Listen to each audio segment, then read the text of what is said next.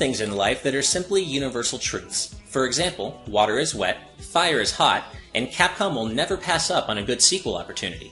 The original Mega Man Legacy Collection, which brought the Blue Bomber's first 6 adventures to the PS4 and Xbox One in 2015, and the Nintendo 3DS in early 2016, must have exceeded Capcom's sales expectations pretty handily, as Mega Man Legacy Collection 2 has arrived on the scene less than 2 years later to finish the job. Whereas the original Legacy Collection focused entirely on the 6 8-bit entries that cemented Mega Man's status as a gaming icon on the NES, Legacy Collection 2 chronicles the latter, more experimental portion of Mega Man's career, and features a smaller but arguably more interesting lineup of games as a result.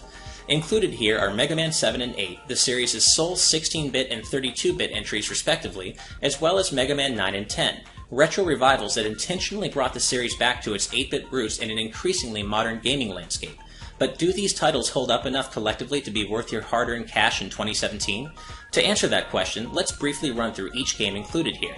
Mega Man 7 arrived on the Super Nintendo at an awkward time in 1995, well after Mega Man X and X2 had already established a bold new direction for the series that had been enormously well received by fans. Elements unique to the X series, such as dashing, wall jumping, and an edgier presentation had helped modernize the series for longtime fans, and as a result, Mega Man 7 was seen as something of a step back at the time. What many failed to appreciate back then was that Mega Man 7 was simply continuing the classic Mega Man series in parallel to the X series, and as a result, didn't need any of those more modern elements to stand out.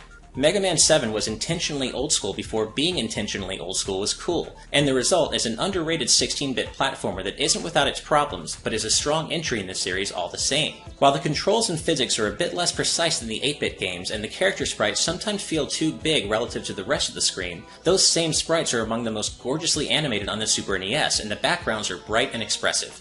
Meanwhile, the soundtrack is fantastic, and while a sudden difficulty spike at the end of the game does bring the experience down a little, Mega Man 7 remains a lot of fun to play overall and also has the distinction of introducing Mega Man and Rush's eternal rivals, Bass and Treble. Mega Man 8 released at the end of 1996 and brought the Blue Bomber into the 32-bit age for a single outing on the PlayStation and Sega Saturn.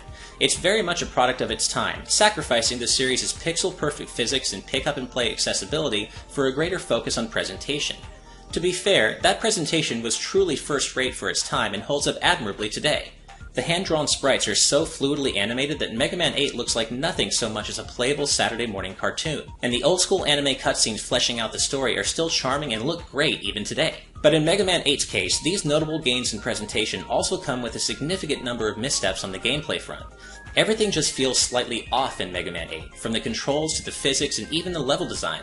Mega Man 8 is the obvious weak link here, and you'll probably go back to it far less often than the others, but it's still good enough to be worth experiencing at least once for all of its little oddities and curiosities, not to mention the one-time glimpse it offers of classic Mega Man in a 32-bit format. Most importantly, all 4 games benefit from superb emulation. There's not even a hint of input lag here, and each game's graphics, sounds, and music are faithfully reproduced, despite representing 3 different generations of gaming. While the first Legacy Collection released with some minor but notable emulation flaws despite Digital Eclipse's best efforts, Legacy Collection 2 appears to have no such flaws, and Digital Eclipse's lack of involvement this time has not had a negative impact on this collection. In fact, Capcom's internal teams have done some quality work here. Of course, it's also important to mention what isn't here, a little game called Mega Man and Bass.